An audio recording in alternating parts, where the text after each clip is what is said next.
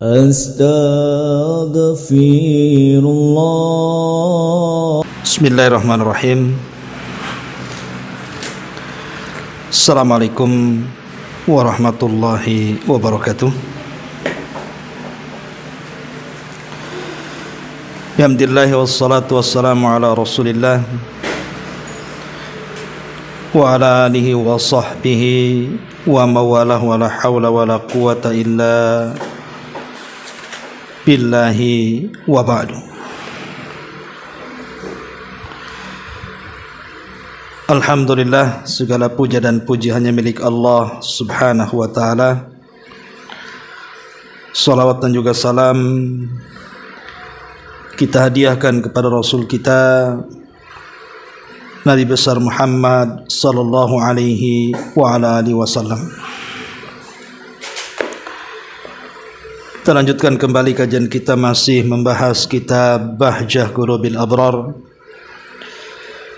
kalimat-kalimat singkat dari sabda Nabi sallallahu alaihi wasallam, akan tetapi memiliki makna yang syarat dengan makna dan juga pelajaran yang banyak di dalamnya. Baik, kita akan lanjutkan. Pada minggu yang lalu kita melewatkan bab yang ke-63 tentang tercelanya menyerupai wanita ataupun sebaliknya. Kita baca hadisnya baru kita terangkan.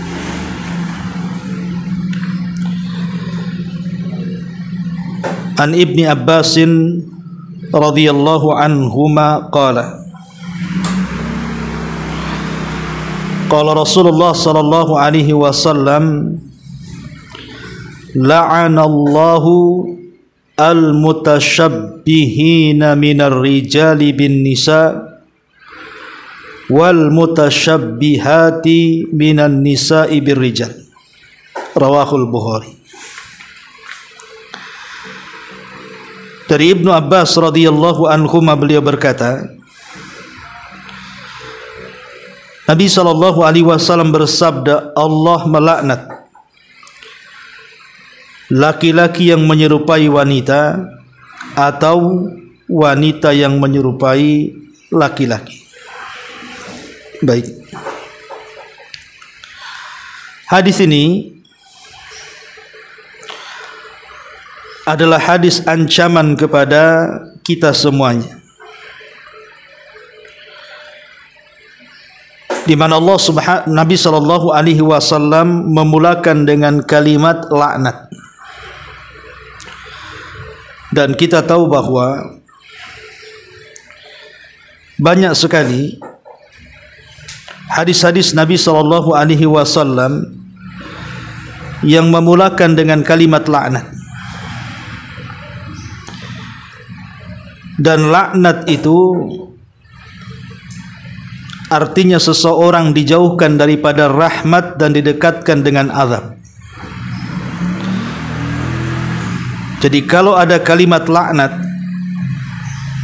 di dalam Al-Quran ataupun hadis Nabi sallallahu alaihi wasallam, maknanya orang itu dijauhkan daripada rahmat Allah dan didekatkan dengan azab Allah subhanahu wa ta'ala. Makanya ulama dari kalangan usul, mereka mengatakan setiap dosa yang dimulakan dengan laknat, maka pastikan dosa itu adalah dosa besar. Setiap dosa yang diawali dengan kalimat laknat berarti dosa itu adalah dosa besar.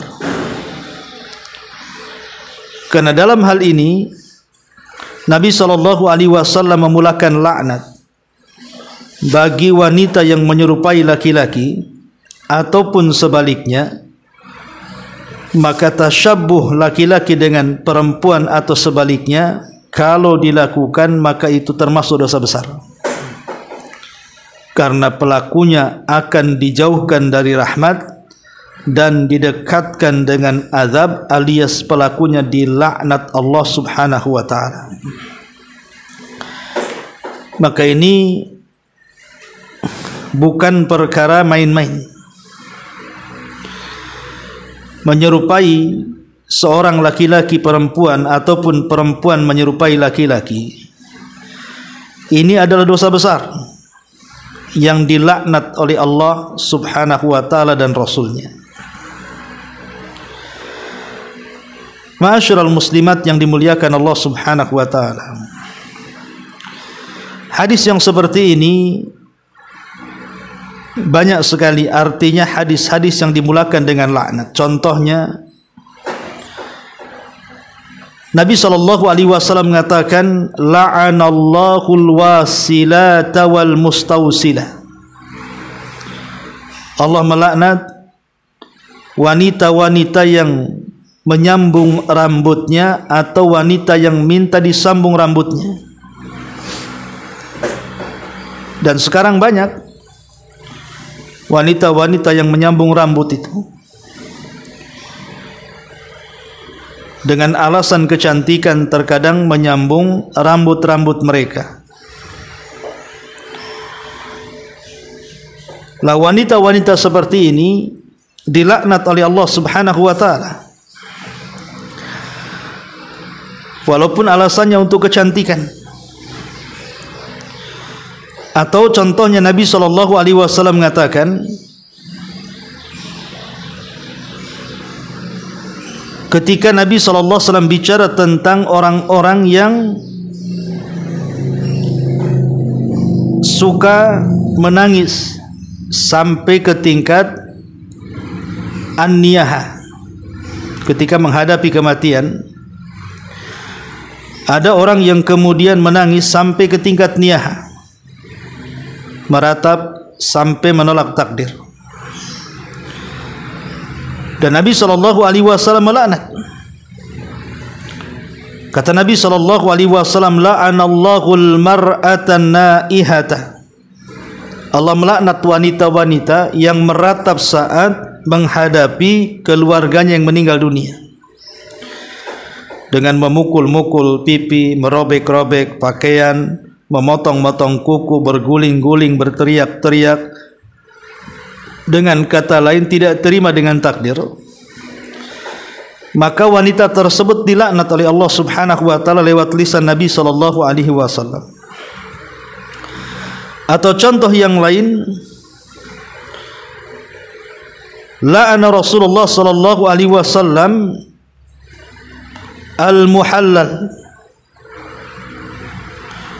al-muhallil wal muhallal lahu. Nabi SAW juga melaknat seseorang yang kemudian melakukan tipu daya ketika seorang wanita dicerai 3 kali oleh suaminya. Kemudian dia pun menikah secara sandiwara dengan laki-laki orang hanya untuk menghalalkan dengan suaminya yang pertama. Karena kita tahu bahwa talak itu hanya 2 kali yang boleh rujuk. Talak yang ketiga kali itu tidak boleh rujuk, di mana istri harus menikah dengan laki-laki lain kemudian diceraikan baru kembali kepada suami yang pertama. Tapi ada orang yang kemudian menceraikan istrinya sampai 3 kali karena masih cinta. Akhirnya dia menyewa seorang laki-laki untuk menikahi istrinya dengan bayaran sekian, kemudian 1 malam diceraikan agar kembali kepada suaminya. Maka Allah melaknat sandiwara seperti ini. Atau contoh yang lain, Nabi SAW juga memberitahu melaknat wanita-wanita yang suka mengikir giginya. Kalau hari ini kita lihat ada wanita-wanita yang menggunakan bekhel. Sebenarnya bekhel itu kalau untuk kesehatan tidak ada masalah. Umpamanya giginya renggang, kalau makan loncat 1 nasi dari kerenggangan gigi akhirnya dirapatkan, ya tidak ada masalah, karena asal gigi manusia tidak seperti itu. Tapi kalau giginya sudah bagus, kemudian hanya mempercantik diri dengan cara memakai bekel, itu sama dengan merubah ciptaan Allah Subhanahu wa ta'ala. Maka wanita-wanita seperti ini dilaknat oleh Allah Subhanahu wa ta'ala. Termasuk juga contoh yang lain, wanita-wanita yang ketika diminta oleh suaminya untuk melayani di malam hari, kemudian dia tolak, sehingga suaminya marah sampai waktu pagi. Maka wanita itu selama tidur satu malam itu dilaknat oleh para malaikat. Dan banyak lagi hadis-hadis yang semakna dengan hadis ini, di mana ada dosa-dosa itu yang dimulakan dengan kalimat laknat, termasuk dalam hadis ini, di mana Nabi SAW mengatakan, la'anallahu al-mutasyabbihina minar rijali bin nisa wal mutasyabbihati minan nisa'i bir rijal. Allah melaknat laki-laki yang menyerupai wanita dan wanita yang menyerupai laki-laki. Di sini pengarang mengatakan, adapun haramnya laki-laki yang menyerupai kaum wanita ataupun sebaliknya, larangan ini bersifat umum, kata beliau. Baik dalam hal pakaian, di mana laki-laki menjadi banci berpakaian ala wanita, ataupun perempuan yang berpakaian ala laki-laki, dan itu sangat banyak sekali. Lihat hari ini wanita-wanita yang mereka menggunakan celana laki-laki, menggunakan levis, menggunakan celana jeans, kemudian juga celana-celana ketat, kaos laki-laki, dan begitu seterusnya. Yang kedua, atau dari segi ucapan, kadang-kadang ada laki-laki yang cara bicaranya gemulai, lembut, bahkan lebih gemulai dibandingkan wanita, seperti banci kaleng itu, Bu, ya. Atau mungkin seorang perempuan yang lebih tegas seperti laki-laki, tidak ada lembut-lembutnya. Maka baik pakaian ataupun ucapan ataupun tingkah laku atau apapun, maka kata beliau itu semua masuk dalam hadis ini. Kemudian kata beliau, maka dalam masalah ini terdapat 3 macam keadaan. Yang pertama, ada hal-hal yang bersifat umum bagi laki-laki ataupun perempuan, seperti beberapa jenis pakaian atau selainnya yang pantas digunakan untuk keduanya, maka yang seperti ini hukumnya boleh, baik dipakai laki-laki ataupun dipakai perempuan, karena hukum asal berpakaian itu boleh. Pamannya kaos kaki, kaos kaki bisa dipakai laki-laki, bisa dipakai perempuan, ya tidak masalah. Atau mungkin kacamata bisa dipakai laki-laki, bisa dipakai perempuan. Atau pakaian dalam, pokoknya yang bersifat umum, bisa laki-laki, bisa perempuan, maka pada hukumnya asal berpakaian seperti ini sah-sah saja, ya. Yang kedua, kata beliau, ada hal-hal yang khusus bagi laki-laki, maka kalau itu khusus bagi laki, tidak halal alias haram dipakai perempuan.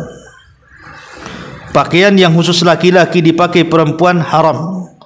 Celana bagi laki-laki dipakai oleh perempuan haram, ya. Atribut laki-laki kemudian dipakai perempuan haram, karena itu khusus laki-laki, tidak boleh perempuan masuk di situ. Dan yang ketiga, hal-hal yang khusus wanita. Pakaian khusus wanita dipakai laki-laki. Pamannya pakaian dalam perempuan dipakai laki-laki, kan nggak pantas, Bu. Maka yang khusus bagi wanita saja, laki-laki tidak boleh memakainya. Yang khusus bagi laki-laki, laki-laki saja, wanita tidak pantas untuk memakainya. Tapi kalau dua-duanya memang dipakai laki-laki pantas, dipakai perempuan pantas, ya tidak ada masalah, ya. Ini kata beliau di antara 3 poin yang harus dijadikan kaidah. Ma'asyiral muslimat yang dimuliakan Allah Subhanahu wa taala. Kemudian beliau menyebutkan hikmahnya. Kenapa sampai dilarang? Apa hikmahnya? Kata beliau di antara hikmah dari larangan tasyabbuh adalah, jadi Allah Subhanahu wa taala memposisikan derajat kaum laki-laki di atas kaum wanita dan menjadikan kaum laki-laki sebagai pemimpin bagi kaum wanita, ataupun menetapkan perbedaan di antara mereka dari sisi kodrat maupun syariat. Maka dari ini semuanya berlakulah perbedaan ini. Kalau seandainya laki-laki yang harusnya jadi pemimpin dengan pakaian laki-laki yang macho, yang gagah, tiba-tiba menggunakan pakaian perempuan, di mana kepemimpinannya? Hilang wibawanya, hilang kegagahannya, hilang pamornya. Karena bagaimanapun sifat perempuan berbeda dengan sifat laki-laki. Laki-laki itu punya sifat kepemimpinan, keperkasaan. Sementara perempuan itu kan lebih ke kelembutan, kecantikan. Sehingga kalau seandainya kemudian laki-laki menyerupai perempuan, dia telah merendahkan diri. Dia sudah tidak layak menjadi pemimpin dan tidak layak untuk memposisikan derajatnya lebih tinggi dibandingkan wanita. Ataupun sebaliknya, di mana kodrat wanita itu kan lembut, di mana kodrat wanita itu penyayang dan begitu seterusnya. Tiba-tiba kemudian seperti laki-laki, maka hilang kodrat kelembutannya. Ma'asyiral muslimat yang dimuliakan Allah Subhanahu wa taala.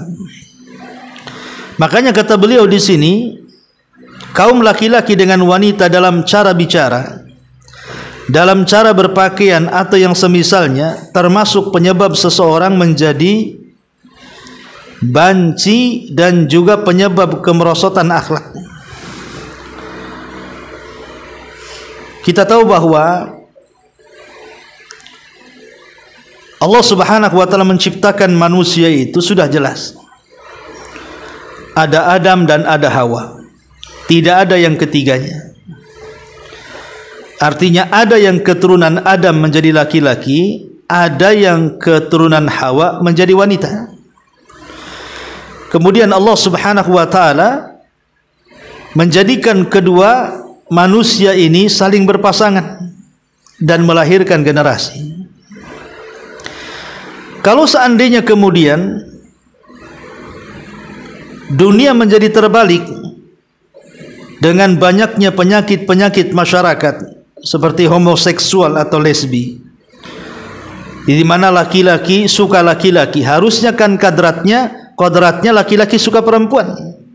Ini laki-laki suka laki-laki atau wanita suka wanita, maka tidak akan melahirkan generasi anak manusia sampai kiamat. Makanya saya pernah baca artikel itu bagus sekali, presiden mana itu di dunia ini yang memenjarakan seorang laki-laki yang menikah dengan laki-laki. Kemudian syaratnya, saya akan membebaskan 2 orang itu kalau sudah punya anak, katanya. Jadi ada pernikahan sejenis di negaranya, kemudian ditangkap oleh presidennya dan dihukum, dimasukkan ke dalam penjara. Kemudian dia mengatakan, saya akan keluarkan itu 2 pengantin sesama jenis ini kalau keduanya beranak, katanya. Mana bisa beranak, Bu? Laki-laki kawin dengan laki-laki atau perempuan dengan perempuan. Ya.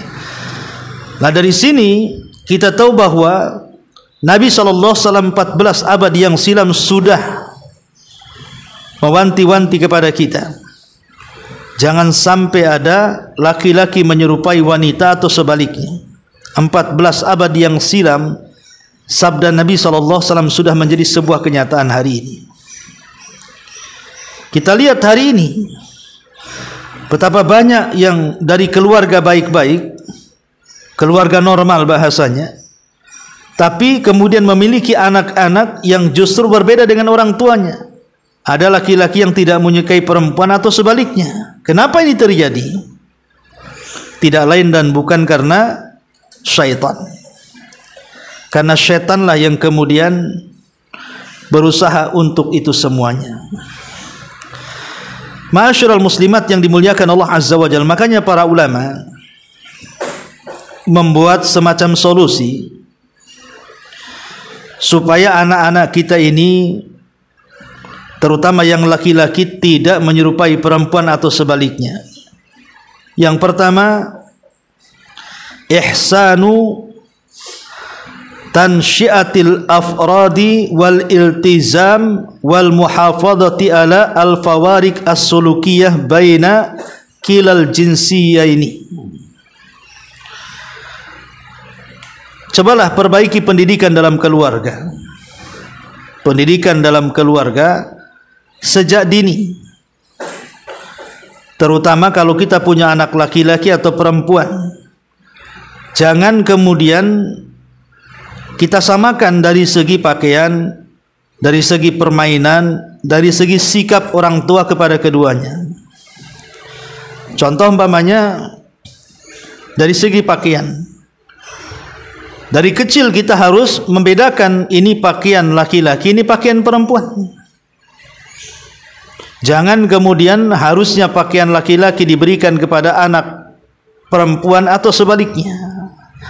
Atau dari segi mainan juga. Umpamanya mainan laki-laki suka apa, yang menjadi laki-laki. Jangan mainan laki-laki diberikan kepada perempuan. Atau sebaliknya. Atau cara bicara. Ya. Tentu kita mendidik anak laki-laki kan dengan ketegasan supaya besar jadi pemimpin. Jangan gemulai kepada anak laki-laki sehingga akhirnya menyerupai perempuan atau sebaliknya.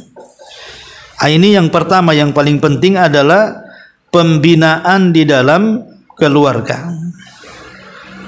Pembinaan di dalam keluarga ini sangat penting sekali. Kemudian yang kedua, disebutkan juga para ulama, rabtus syabab binamadij takunu lahumul qudwah. Kalau kita punya anak remaja atau mungkin ya sudah menginjak dewasa, berikan mereka contoh.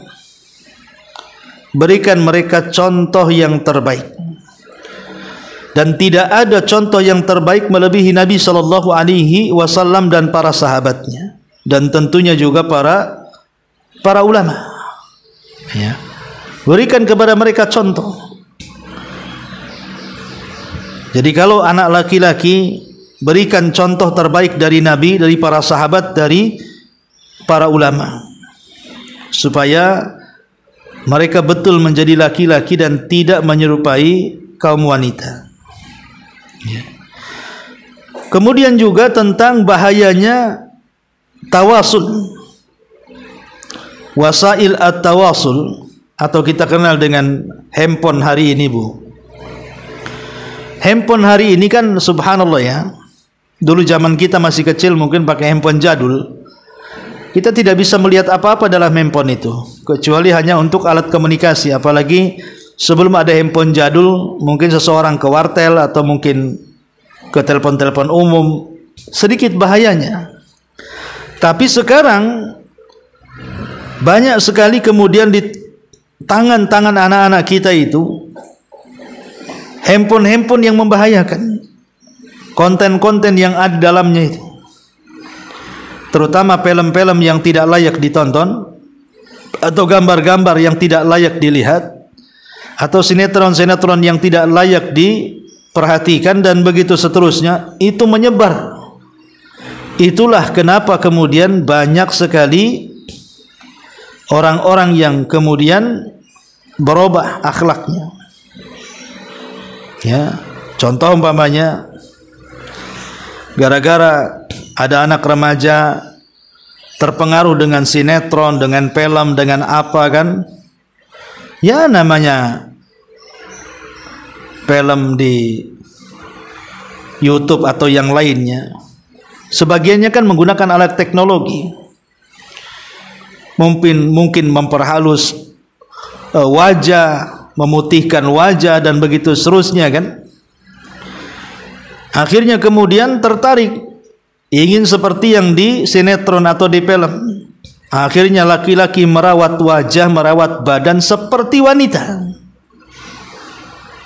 Lah ini bisa merusak akhlak anak didik kita.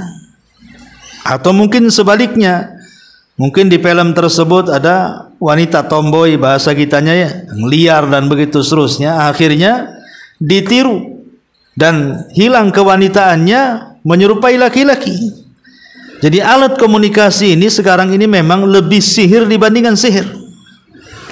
Makanya dari kecil harus hati-hati penggunaannya supaya jangan sampai terjerumus kepada dosa besar yang disabdakan Nabi sallallahu alaihi wasallam. Kemudian yang ketiga, kalau sudah ada ciri-ciri seperti itu, nampak nih ibu punya anak laki-laki kok agaknya ke tasyabuh dengan perempuan, mulai dari cara bicaranya, cara bersikapnya, pergaulannya, maka ibu jangan membiarkan, harus berusaha menyelamatkannya, entah dibawa ke dokter psikologi ya, ataupun di ruqyah ya, ataupun didekati, supaya jangan sampai kemudian masuk ke dalam jurang yang lebih dalam. Akhirnya laki-laki sejati menjadi banci kaleng, ataupun mungkin perempuan sejati menjadi kelaki-lakian dan begitu seterusnya. Termasuk juga perhatikan pergaulannya. Perhatikan pergaulannya. Kadang-kadang dari pergaulan ini kata Nabi sallallahu alaihi wasallam, as-sahibus sahib. Kawan ini bisa menarik. Jadi sekali lagi perhatikan pergaulan. Ma'asyiral muslimat yang dimuliakan Allah Subhanahu wa taala, dan banyak lagi kata para ulama tentang bagaimana caranya supaya tidak tersebar penyakit-penyakit seperti ini. Termasuk juga kita tahu bahwa banyak bahaya dalam tasyabbuh ini. Di antaranya, kalau sudah terjadi laki-laki meniru perempuan dan perempuan meniru laki-laki, pertama bahayanya itu akan merusak keluarga. Akan merusak keluarga, tatanan keluarga akan rusak. Kalau di rumah sudah mulai ada yang berperilaku seperti kaum Lut, naudzubillah, laki-laki suka laki-laki atau perempuan suka perempuan, ini akan mengundang bencana. Akan mengundang bencana. Bukan hanya tingkat keluarga, sampai kepada masyarakat. Kita lihat di zaman kaum Lut, di mana ketika Allah Subhanahu wa taala mengirim Nabi Lut alaihi salatu wassalam ke kaum Sodom. Pada awalnya masyarakatnya baik-baik saja. Tapi entah kenapa kemudian lambat laun masyarakatnya itu terjerumus kepada perbuatan liwat, atau dalam bahasa kita homoseksual. Dan laki-lakinya dan perempuannya, ketika laki-lakinya tidak suka dengan wanita, maka mulai pun mereka melakukan hal yang sama, suka sesama jenis. Jadi berawal laki-lakinya suka dengan laki-laki, kemudian perempuannya merasa tidak lagi diperhatikan kaum laki-laki, akhirnya mengikuti budaya yang sama, mereka pun menyukai sesama jenis perempuan. Apa yang terjadi? Allah Subhanahu wa taala kirimkan azab kepada mereka. Azab yang mengerikan. Yang digambarkan dalam Quran azabnya itu. Jadi ini bukan main-main. Ya. Jadi tingkah laku kaum Lut itu menjadi sebuah ibrah, harusnya turun azab kepada mereka dengan diangkatnya negerinya ke langit, kemudian dihujani dengan meteor, dan mereka pun kemudian dihampaskan ke bumi dan sekarang menjadi laut mati. Ini semua akibat tasyabbuh tadi. Jadi bisa mengundang laknat ke dalam keluarga atau mengandung laknat ke dalam masyarakat. Jadi ini yang pertama. Ya.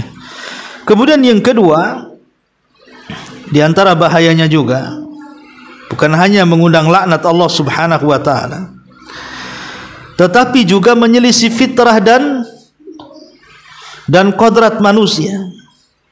Menyelisihi fitrah dan kodrat manusia, atau dengan kata lain menyelisih takdir Allah Subhanahu wa taala. Karena ada seorang yang sudah ketularan penyakit liwat ini, Bu. Pernah ada anak muda datang ke saya. Waktu itu memang dia ingin bertobat lah, betul-betul bertobat kepada Allah Azza wa Jalla. Dia mengatakan, Ustaz, sebenarnya saya ingin menjadi normal. Artinya saya ini ingin menikah dengan seorang wanita. Tapi entah kenapa saya setiap melihat wanita itu tidak tertarik. Justru kalau melihat laki-laki saya tertarik. Ya. Apakah ini sudah takdir saya, Ustaz, katanya.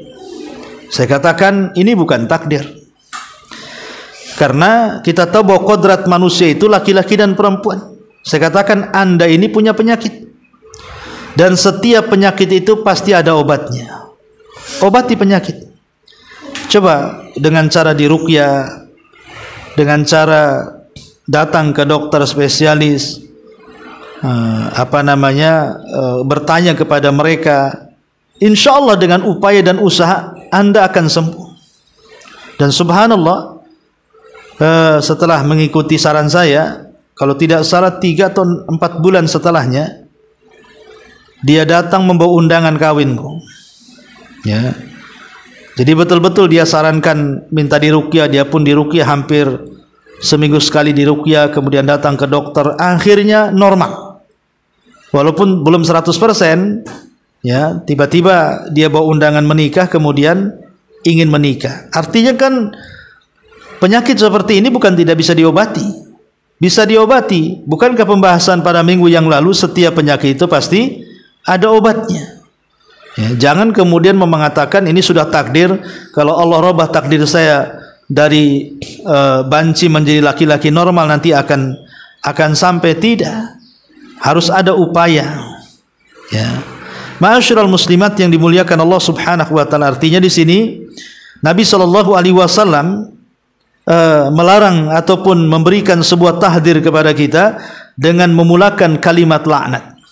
Kalimat laknat yang sangat menakutkan, karena laknat itu sama dengan menjauhkan kita dari rahmat Allah Subhanahu wa taala dan mendekatkan kepada azab Allah Subhanahu wa taala. La'ana Rasulullah sallallahu alaihi wasallam al-mutasyabbihina minar rijali bin nisa wal mutasyabbihati minan nisa'i birrijal. La'anallahu al-mutasyabbihina minar rijali bin nisa. Allah melaknat laki-laki yang menyerupai perempuan, wal mutasyabbihati minan nisa'i birrijal, dan wanita-wanita yang menyerupai laki-laki. Baik, kita baca sedikit juga poin-poin yang disebutkan pengarang. Lanjut di sini. Poin-poin syariat ini menjaga terhadap martabat kaum laki-laki dan wanita. Masing-masing diposisikan sesuai dengan kedudukan yang telah Allah tetapkan. Semua itu sesuai dengan akal manusia, sebagaimana hal tersebut juga sesuai dengan syariat. Jika Anda ingin mengetahui secara gamblang dampak negatif dari tasyabbuh, penyerupaan laki-laki dengan perempuan atau sebaliknya, dan dampak negatif dari tidak dibedakannya antara kedudukan laki-laki dan wanita, maka lihatlah pada zaman sekarang. Campur baurnya laki-laki dan wanita yang mengakibatkan hilangnya semangat dalam agama, kewibawaan diri dan akhlak yang terpuji. Semua ini tergantikan dengan kebalikannya, berupa akhlak-akhlak yang rendah dan hina. Jadi pengarang ingin mengatakan, lihat ketika laki-laki dan wanita itu seolah-olah sama, ataupun kita lihat sekarang ini ikhtilat di mana-mana kan, bercampur baurnya laki-laki baik di kantor ataupun di pasar, di jalan, di tempat pekerjaan. Terkadang pekerjaan yang harusnya dilakukan laki-laki menjadi perempuan, atau pekerjaan yang harusnya dipegang perempuan dipegang laki-laki. Ini akan merusak tatanan masyarakat.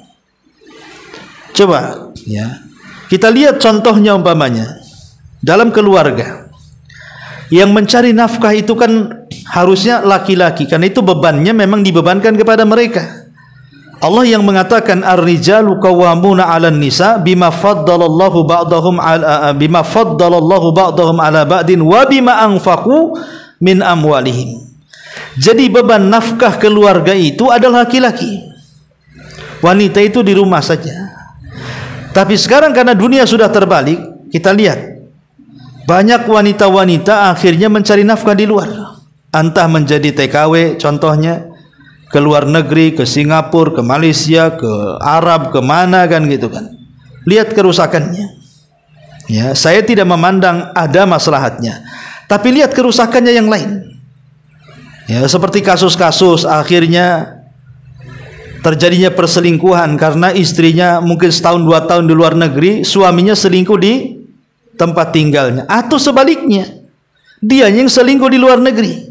Terkadang ada yang pulang bawa anak yang nggak jelas siapa bapaknya. Itu akibat daripada pertukaran budaya yang salah. Ya, ini contoh saja. Kalau seandainya kodrat laki-laki diganti oleh perempuan, seperti ini akhirnya rumah tangga akan hancur balau. Atau dalam sistem pekerjaan di masyarakat. Sistem pekerjaan di masyarakat. Dulu saya ingat ya, contoh saja pom bensin lah. Ya. Dulu ketika ada pom bensin, jarang wanita itu yang bekerja di pom bensin. Laki-laki, semua laki-laki. Dan memang itu pekerjaan laki-laki. Ya. Tapi sekarang coba lihat, kebanyakan yang bekerja perempuan. Bahkan di sektor bangunan sendiri, yang harusnya memang punya tenaga yang kuat laki-laki, sekarang sudah ada perempuan yang masuk ke sektor bangunan. Artinya kalau seandainya semua pekerjaan laki-laki diduduki perempuan, laki-laki mau kemana? Ya. Ini dunia bisa terbalik, akhirnya laki-laki yang tinggal di rumah, perempuan pula yang sibuk di luar. Nah inilah yang kemudian kenapa Nabi SAW 14 abad yang silam itu sudah memperkirakan akan terjadi perkara ini. Makanya Rasul dengan tegas mengatakan Allah melaknat laki-laki yang menyerupai perempuan ataupun sebaliknya. Makanya pengarang ingin mengatakan seperti itu. Kemudian kata beliau, dan yang semisalnya dengan perkara ini atau bahkan lebih buruk darinya adalah seorang muslim yang menyerupai orang kafir dalam perkara-perkara yang menjadi ciri khas bagi mereka. Bukankah Rasul mengatakan man tasyabbaha biqaumin fahuwa minhum. Barang siapa yang menyerupai sebuah kaum maka dia golongan mereka. Jadi pengarang ingin mengatakan bahkan lebih daripada itu, tasyabuh laki-laki dengan perempuan atau sebaliknya saja sudah bahaya. Macam mana pula tasyabuh dengan orang-orang kafir, orang-orang fasik? Tentu akan lebih bahaya lagi. Na'udzubillah tsumma na'udzubillah. Inilah penjelasan singkat dari kitab Bahjah Qulubil Abrar poin yang ke-63. Wallahu alam. Ini penjelasan singkat sebelum saya tutup. Silakan kalau ada yang mau bertanya.